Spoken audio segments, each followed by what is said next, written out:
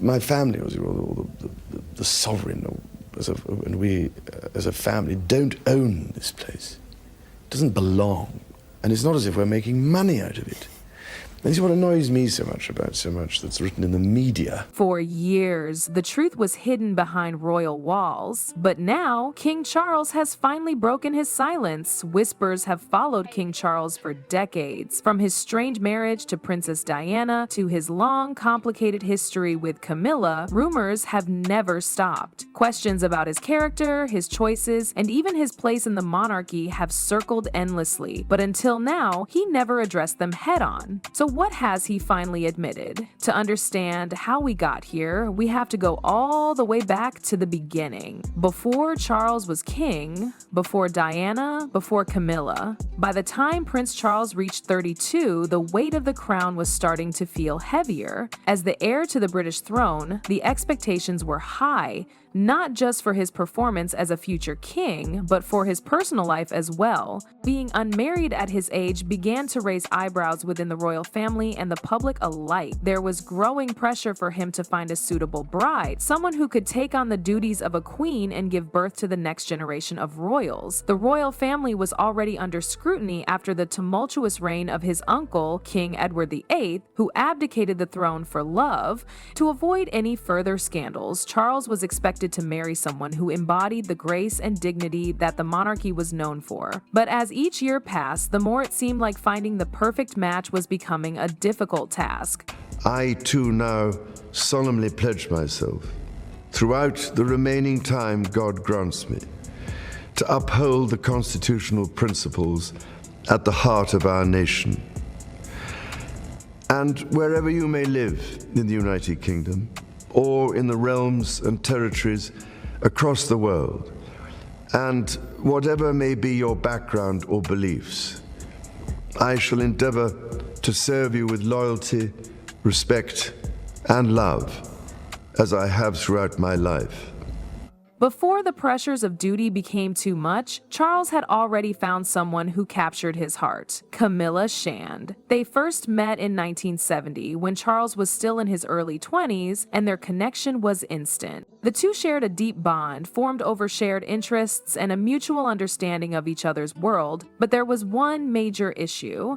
Camilla wasn't deemed queen material. Though she came from an aristocratic background, she didn't fit the royal mold in the way society expected. At the time, Camilla was also seeing Andrew Parker Bowles, a military man with a similar social standing. Eventually, Camilla married Andrew in 1973, and Charles, still under royal pressure, reluctantly moved on. Though they stayed friends, the love between Charles and Camilla never truly faded, and their relationship remained a shadow that lingered over his life. And just when it seemed Charles had moved on, came the royal match that would change everything. In the midst of royal pressure, Charles was introduced to Lady Diana Spencer, a young woman from an aristocratic family. She was everything Charles was expected to marry, beautiful, charming, and from a respected background. Their whirlwind courtship led to an engagement that captured the public's imagination. Diana seemed like the perfect fit to be the next princess, and the couple's fairy tale wedding in 1981 was broadcast worldwide. But despite the external perfection of their relationship, Charles's feelings were never as straightforward. During their engagement interview, when asked if he was in love with Diana, Charles responded, "Whatever in love means." This line hinted at the complicated emotional terrain beneath the surface. It soon became clear that Charles was not truly in love with Diana, and the marriage, which the world had placed so many hopes on, began to unravel quietly. Despite the public celebration, behind the closed doors of their royal life, both Charles and Diana were struggling. For Charles, there was still his lingering love for Camilla, while Diana, despite her fairy tale appearance, was feeling increasingly isolated and misunderstood. While the world celebrated a fairy tale, Diana was silently falling apart. Some people will see advantage in keeping the existing system, others will see advantages in changing it. All I think is that this debate, if it's allowed to take place in the right way, and if it isn't just put across in a rather biased way by certain sections of the media, then some people may begin to discover actually a lot of hidden advantages and hidden aspects of the existing system which are taken for granted but are not realized at the moment. The reality of Charles and Diana's marriage was far from the fairy tale the world believed it to be. While they maintained a public image of unity, the emotional disconnect between them was undeniable. Charles, still deeply tied to his past feelings for Camilla, wasn't able to give Diana the love and attention she craved. Diana, on the other hand, was increasingly isolated. She struggled with the weight of royal life, feeling like she was constantly in the shadow of the expectations placed on her. Diana's mental health began to deteriorate during this time. She battled bulimia, a condition fueled by the constant pressure to maintain a perfect image. Her isolation worsened as she struggled to connect with those around her. She felt rejected, not only by her husband, but by the royal family as well. While Charles grew closer to Camilla in private, Diana faced these battles largely alone, her cries for help often ignored or dismissed. And then came the moment that shattered the illusion once and for all. In 1995, Diana took a brave and shocking step that would change everything. In a landmark BBC interview with Martin Bashir, she revealed the raw truth of her marriage. Her now famous line, "There were 3 of us in this marriage," stunned the world. Diana wasn't just alluding to Charles' affair with Camilla, she was exposing the emotional neglect she had experienced for years. In the interview, Diana detailed the lack of support she received from the royal family, painting a picture of a woman trapped in a marriage where her emotional needs were disregarded. She revealed the struggles she faced not only with her marriage, but with the pressures of being in the royal spotlight. For many, Diana's honesty was a revelation. She had always been viewed as the golden princess, but in that moment, she became something more. A woman reclaiming her voice, telling the world what she had endured. The public's perception of the royal family began to shift after the interview aired. Diana, once seen as the innocent princess, was now the face of a woman breaking free from years of pain. The sympathy for her grew, and the royal family, particularly Charles, faced a wave of criticism.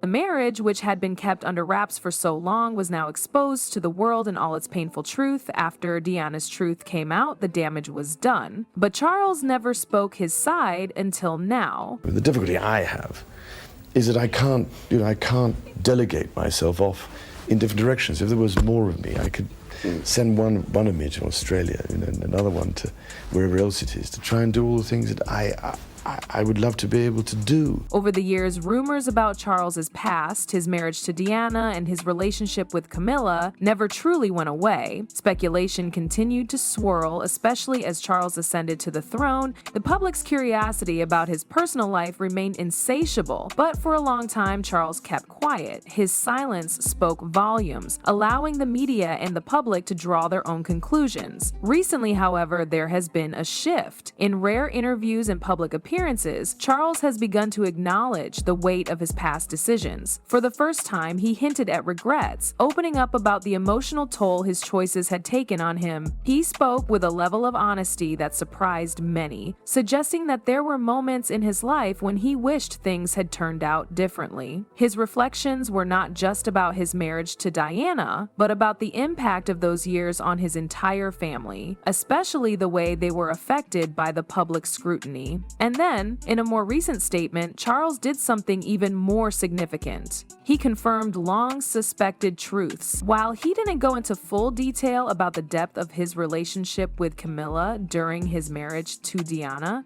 he didn't deny the past either. For many, this was a moment of clarity. The king had finally broken his silence, acknowledging the things that had long been assumed. It was the Romans who gave Britons the idea of putting a king's head on coins. So I'm especially grateful to them. For years, Charles's true feelings about his marriage to Diana were a subject of intense speculation. But in his recent statements, he has reportedly confirmed one of the biggest rumors: he was never truly in love with Diana. It was a painful truth for many to hear, especially considering the public's deep sympathy for Diana and her struggles throughout their marriage. Charles admitted, though, that the relationship was more a matter of duty than genuine affection. Charles also expressed genuine sorrow for the pain Diana endured during their years together. He acknowledged the emotional toll the marriage took on her, and he seemed to understand just how deeply Diana's mental health and well-being were affected. This wasn't just a political or royal obligation for him, it was a personal regret. His comments suggested that, looking back, he wished he could have done things differently, particularly in how he handled Diana's emotional needs. He didn't shy away from the fact that he had contributed to her suffering. But the confession didn't end there. Charles went further, speaking about his emotional conflict during those years. As the heir to the throne, his duty to the crown and the royal family loomed large. The pressure to marry a woman who would fit the royal mold was immense, and it conflicted with his personal feelings. Charles, according to his statements, felt torn between his heart and his duty. This tension was a constant part of his life, and it's something that haunted him even after he became king. What he seemed to wrestle with the most was the guilt he still carries over how things played out with Diana. While he couldn't undo the past, it was clear that the burden of those years weighed heavily on him. The king, now in his later years, is reflecting on the choices he made and how they shaped his life and the lives of those around him. This public admission was not just an attempt to clear his conscience, but a chance to finally acknowledge the hurt that Diana experienced and how it affected both their lives. And while this confession may have come decades late, many people are wondering, can it finally bring healing?